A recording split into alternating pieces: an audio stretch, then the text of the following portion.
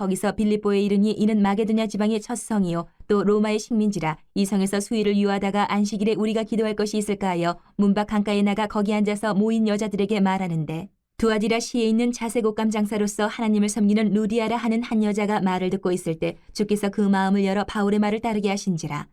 그와 그 집이 다 세례를 받고 우리에게 청하여 이르되 만일 나를 주 믿는 자로 알거든 내 집에 들어와 유하라 하고 강권하여 머물게 하니라. 우리가 기도하는 곳에 가다가 점치는 귀신 들린 여종 하나를 만나니 점으로 그 주인들에게 큰 이익을 주는 자라. 그가 바울과 우리를 따라와 소리질러 이르되 이 사람들은 지극히 높은 하나님의 종으로서 구원의 길을 너희에게 전하는 자라 하며 이같이 여러 날을 하는지라. 바울이 심히 괴로워하여 돌이켜 그 귀신에게 이르되 예수 그리스도의 이름으로 내가 네게 명하노니 그에게서 나오라 하니 귀신이 즉시 나오니라.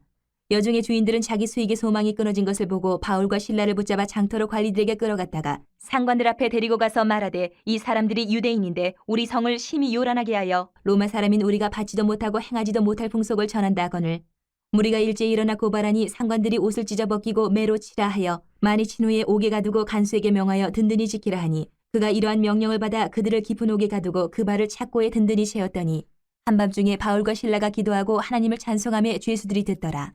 이에 갑자기 큰 지진이 나서 옥터가 움직이고 문이 곧 다 열리며 모든 사람의 매인 것이 다 벗어진지라. 간수가 자다가 깨어 옥문들이 열린 것을 보고 죄수들이 도망한 줄을 생각하고 칼을 빼어 자결하려 하거늘 바울이 크게 소리질러 이르되 내 몸을 상하지 말라 우리가 다 여기 있노라 하니 간수가 등불을 달라고 하며 뛰어들어가 무서워 떨며 바울과 실라 앞에 엎드리고 그들을 데리고 나가 이르되 선생들이여 내가 어떻게 하여야 구원을 받으리까 하거늘 이르되 주 예수를 믿으라 그리하면 너와 네 집이 구원을 받으리라 하고 주의 말씀을 그 사람과 그 집에 있는 모든 사람에게 전하더라. 그 밤 그 시각에 간수가 그들을 데려다가 그 맞은 자리를 씻어주고 자기와 그 온 가족이 다 세례를 받은 후 그들을 데리고 자기 집에 올라가서 음식을 차려주고 그와 온 집안이 하나님을 믿음으로 크게 기뻐하니라. 사도행전을 계속 하다 보니까 우리 오후에 성경 공부 시간에 지금 사도 바울의 1차, 2차, 3차 전도여행을 계속 공부를 하고 있는데 겹치는 부분이 있습니다. 바울 일행이 이제 바울이 신라와 함께 에게해라는 바다를 건너서 유럽에 와 있습니다. 자신들이 사랑하고 아끼던 이제 빌립보에 처음 갔을 때예요. 루디아라고 하는 옷감 장사 여인을 만나서 복음을 전하게 되고 그 여인이 복음을 받아들이고 정말 여러모로 바울의 사역에 동역자가 되고 후원자가 됩니다. 그리고 또 빌립보에서 있었던 일은 귀신 들려서 점치는 점쟁이 소녀 노예를 만나게 돼요. 그가 바울을 향해서 오늘 우리가 읽은 것처럼 하나님의 사람이란 걸 그가 계속 사탄도 아는 거예요. 바울과 실라를 보고 하나님의 사람이라는 거. 그걸 몇 차례 경험하고 도저히 괴로워서 안 돼서 그에게 예수 그리스도의 이름으로 명해서 귀신을 쫓아내고 정상적인 정신을 갖도록 해줍니다. 그런데 이 소녀를 미끼로 돈을 벌던 그 주인인 이제 마음이 상한 거죠.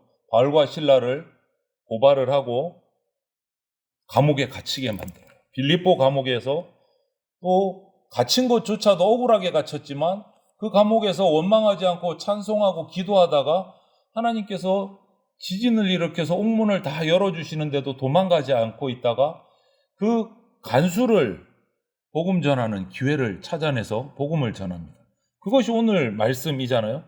그 간수가 칼을 빼서 죄인들을 지키지 못했기 때문에 자결을 하려고 하는데 말리면서 우리가 여기 있다고 할 때 선생들이여 내가 무엇을 해야 구원을 얻을까요? 간수가 애타게 질문하니까 우리가 너무나 잘 아는 말씀 한마디를 딱 외칩니다. 주 예수를 믿으라 그리하면 너와 내 집이 구원을 얻으리라. 너무 감격적이고 기적적인 장면이지 않습니까? 우리가 이런 준비가 돼 있어야 돼요. 누가 복음을 물을 때 내가 그들에게 전해줄 말씀이 내 속에 있어야 된다. 외우고 다니세요. 암송 주 예수를 믿으라 그리하면 너와 내 집이 구원을 얻으리라. 여러분 예수 그리스도의 이름으로 구원을 얻는 사람의 태도는 우리 인간 세상에서 일어나는 모든 일을 초월을 해야 구원을 받을 수 있어요. 오늘 간수의 모습을 보십시오. 내가 어떻게 해야 구원을 받을까? 내가 어떻게 해야 구원을 받을까? 주 예수를 믿으라. 세상의 일을 뛰어넘는 거예요. 다른 방법이 없는 거예요. 구원을 받는데.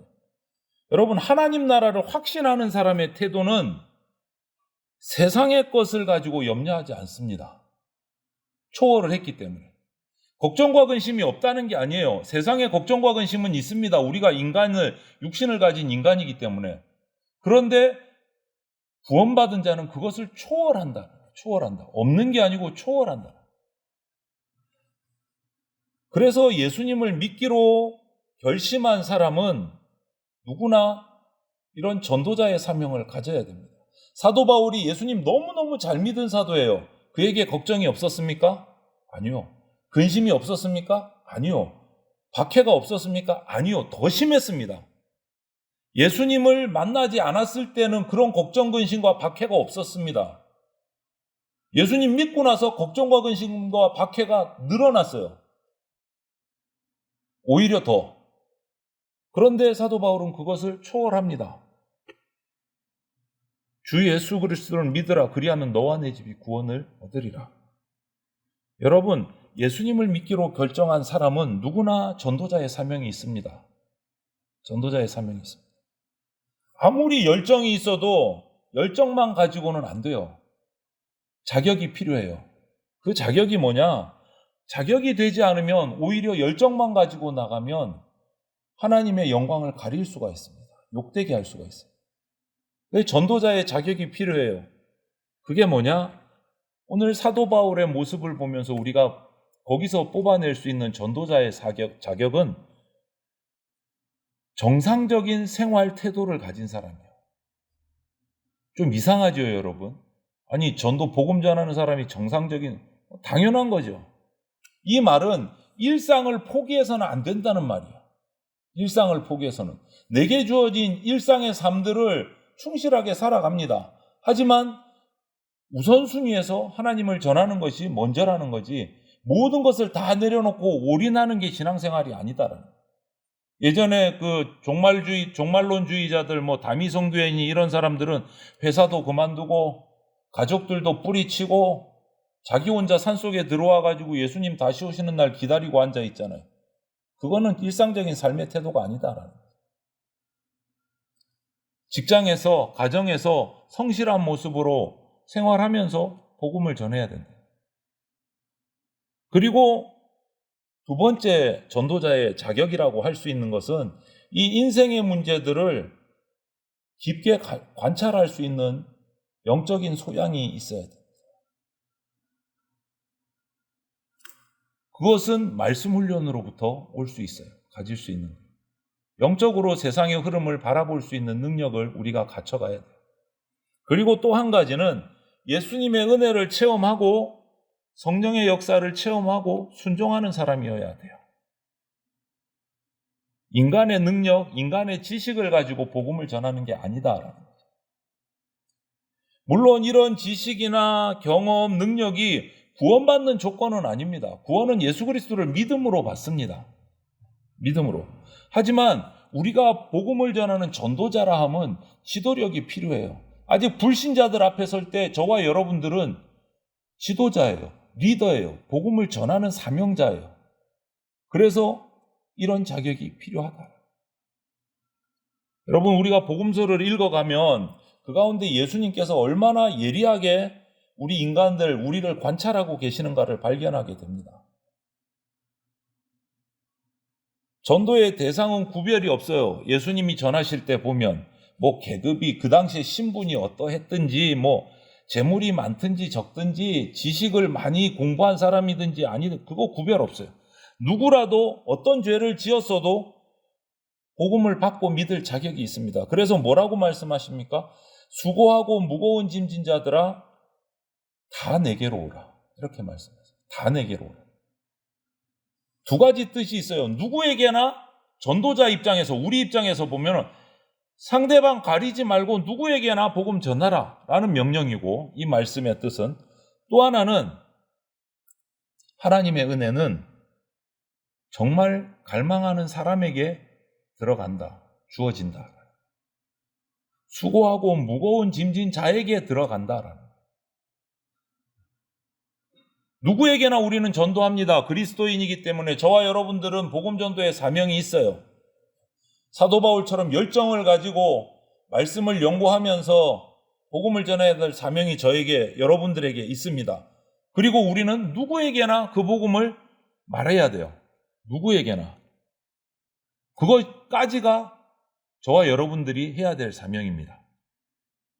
누구에게나 복음을 받고자 하는 자들에게, 또 내 주변에 내가 관계 맺은 자들에게 누구에게나 복음을 이야기해야 돼요. 그런데 어떤 분들은 전했는데 안 믿고 돌아가고 뭐 나한테 다른 또 조롱을 하거나 뭐 화를 내면 어떡해요?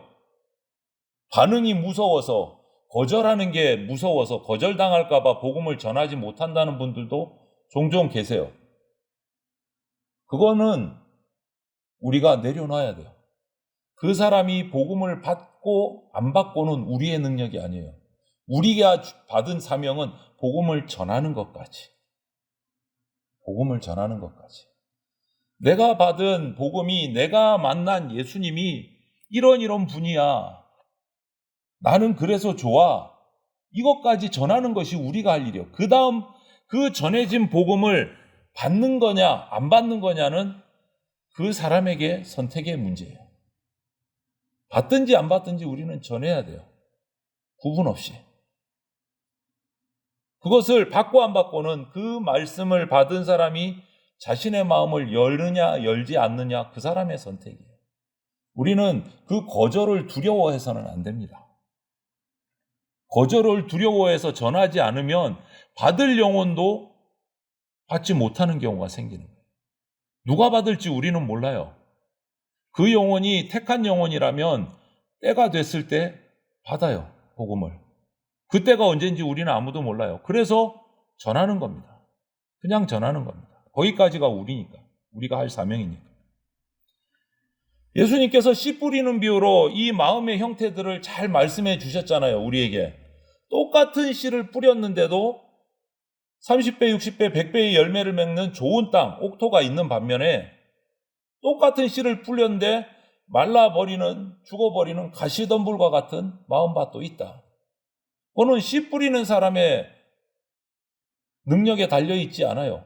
그 받는 밭의 상태에 따라서 열매를 맺느냐 못 맺느냐 정해지는 거죠. 그래서 우리는 전도자로서 그냥 모든 사람에게, 내가 관계가 맺어지는 모든 사람에게 사랑과 긍휼의 복음을 베푸는 것밖에 없어요. 우리는. 어떤 반응이 오든지 상관없이 우리는 전하는 거예요. 전했을 때 그 사람의 마음밭이 옥토면 열매 맺게 될 것이고 가시덤불이면 열매 맺지 못하게 된다. 그것은 저와 여러분들의 잘못이 아니다. 우리는 전하는 데까지 우리의 사명이에요. 전하는 것까지. 저 사람이 받을까 안 받을까? 안 받으면 내가 부끄러워서 안 되는데, 이런 걱정해서는 안 된다. 우리는 일단 전하는 것까지. 그 좋은 기회, 우리가 전하는 것은 그들에게 정말 최고의 기회를 우리가 주는 겁니다. 정말 영생의 복을 우리가 전해주는 거예요. 그것을 놓치면 그 사람의 인생이 비극이 오는 거죠. 안타까운 거죠.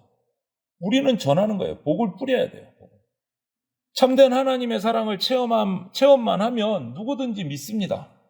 그래서 하나님의 때가 되면 우리가 전한 복음들이 열매가 돼서 맺어진다는 거예요.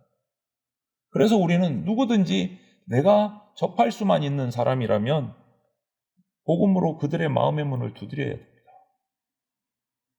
여러분, 우리에게 있어서, 우리 전도자 그리스도인에게 있어서 가장 보람 있는 일이 있다면 뭘까요? 한번 생각을 해보세요, 여러분. 오늘 사도 바울과 실라의 이 감옥에서의 전도의 이 모습을 보십시오. 감옥 문이 열렸음에도 도망하지 않고, 자기 잘못도 없으니까 얼마든지 도망해도 문제가 되지 않을 수도 있는데 도망하지 않고 문이 열린 감옥에서 기다립니다. 그 기다림 끝에 간수와 그 가족을 전도하는 엄청난 열매를 맺잖아요. 여러분, 우리 전도자에게 가장 보람 있는 일은 내가 전도한 사람이 믿음을 받아들여서 하늘나라의 생명책에 기록되는 거예요. 한번 생각해 보세요. 여러분이 전도한 사람이 그 복음을 받아들여서 함께 교회에 나와서 예배하게 되고 하나님을 믿게 되고 헌신하게 되는 모습을 여러분 주일마다 왔을 때 내가 전도한 영혼이 나와 함께 예배드리고 있다. 여러분 마음이 어떨 것 같습니까? 기분이. 그게 최고의 보람인 거예요. 전도자에게는. 최고의 보람인 거예요. 여러분 그렇게 바뀌는 사람들의 모습은 어떤 모습이냐? 복음을 받아들인 사람은 마음과 생활에서 변화가 일어나요. 그게 위대한 응답인 거예요. 복음에 대한 응답. 마음이 바뀌어요. 마음이 바뀌면 생활이 바뀌어요. 복음 받으면. 지금까지 지내오던 여러 가지 세속의 낡은 습관들을 다 버리고 하나님 중심의 말씀으로, 하나님 중심의 생각으로, 하나님 중심의 생활의 모습으로 변화되는 거예요. 그리고 이 위대한 응답의 또 반응은 뭐냐? 자기 중심적인 생활에서 예수 그리스도 중심의 생활로 바뀐다라는 거예요. 복음을 받고 응답하는 사람. 오늘 옥감장수 루디아를 보십시오. 예수님을 모신 후에 그의 모습이 어떻게 바뀝니까? 그 가족이 바울을 극진히 대접합니다. 자기 집을 열어요. 사도 바울을 위해서 거기서 모여서 복음을 전할 수 있도록 집을 오픈을 해요. 그 루디아의 집이 빌립보 교회의 시작이 됩니다. 여러분, 이것이 변화되는 모습이에요. 자기 중심의 삶에서 예수님 중심의 삶으로 변화돼요. 이것이 위대한 응답이에요. 복음에 대한 위대한 응답. 저와 여러분들은 어때요? 여러분들 일상의 삶 속에서 예배 시간을 기억하고 모든 것들을 내려놓고 주님 앞에 나온다는 자체가 벌써 생활이 바뀐 거예요. 변화가 되는 거예요. 주일이면 어떻게 하면 밖으로 놀러 가볼까? 나들이 가볼까? 그 생각이 아니고 내일은 주일이지 준비해서 예배로 나가야지. 하나님께 나가야지. 생각이 바뀐 거잖아요. 그게 응답이라는 거예요. 복음에 대한 위대한 응답. 그런데 여러분이 전한 사람이, 복음을 전한 사람이 이렇게 바뀐다고 생각을 해보세요. 여러분의 가슴이 뛰지 않을 것 같습니까? 감격하지 않을 것 같습니까? 엄청난 기쁨이고 엄청난 행복인 거예요. 하지만 전도의 효과가, 응답이 이렇게만 항상 좋고 행복하고 감격적인 것만은 아니에요. 터무니없는 보복을 당할 때도 있어요. 오늘 이렇게 감옥으로 잡혀가기까지 바울과 실라가 복음을 전했을 때 받는 사람도 있었지만 루디아처럼 자신의 손해되는 일 때문에 바울과 실라를 고발해서 옥에 가두는 이 귀신 들린 여종의 주인도 있었다는 거예요. 이기적이기 때문에. 그래서 항상 우리는 복음을 전하면서도 핍박받을 각오가 돼 있어야 돼요. 핍박받을 각오가. 신앙을 상품으로 생각하는 사람이 있어요. 흥정하는 사람도 있어요. 조롱해요. 그래도 우리는 전하는 거예요. 이 믿음이, 우리가 전하는 이 복음이 우리 인간으로 하여금 영원한 축복의 약속을 받도록 구원에 이르게 하는 딱 하나밖에 없는 길이기 때문에 우리는 전하지 않을 수가 없는 거예요. 전해야 돼요. 가족이든 자녀든 이웃이든 직장 동료든 전해야 됩니다. 그래야 그 복음이 직장에서, 가정에서, 이웃에서 우리를 통해서 전해져야 그 가운데 구원받는 영혼들이 일어나고 그 영혼을 통해서 또 다른 영혼들에게 복음이 전파되고 그렇게 될 때 우리 사회가 평안해지고 하나님을 바라보는 사회가 되는 겁니다. 복음을 전하지 않으면 안 돼요. 세상의 법적인 제도를 가지고 사회가 평안해질 것 같습니까? 얼마나 더 평안해질 것 같습니까? 모든 사람의 생각이 다 다르고 악하기 때문에 이루어질 수가 없는 거예요. 하나님의 말씀이 들어가야 변화가 일어납니다. 우리 인간은 누구나 예수 그리스도의 복음만 받고 믿기만 하면 변화되고 그 사람이 또 전도자의 자격을 얻게 됩니다. 그래서 우리가 성경을 근거로 부족함 없이 준비해야 돼요. 그래서 예배만 가지고 되는 것이 아니고 성경 말씀에 대한 훈련도 필요하고 기도 훈련도 필요하고 이런 훈련들이 필요한 겁니다.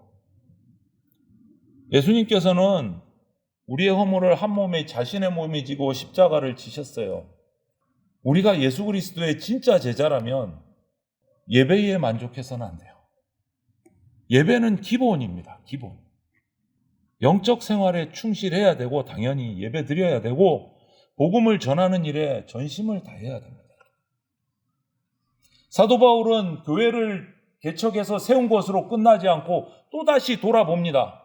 편지를 쓰든지 직접 가든지 가서 전한 성도들을 다시 양육하고 돕습니다.